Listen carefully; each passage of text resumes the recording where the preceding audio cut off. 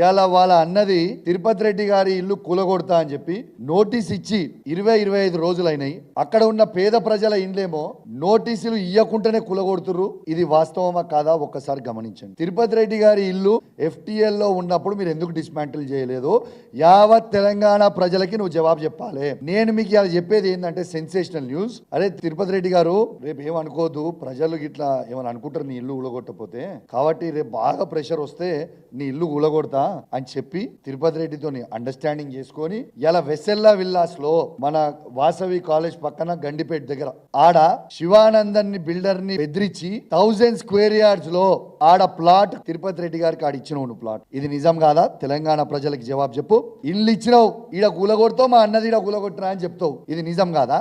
మరి మీ అన్నకైతే సెటిల్మెంట్ చేసుకొని ఇల్లు ఇచ్చి ఈడ అండర్స్టాండింగ్ చేసినావు. మరి పేద ప్రజల పరిస్థితి ఏంటిది? రేవంత్ రెడ్డి గారు జవాబు చెప్పాలి.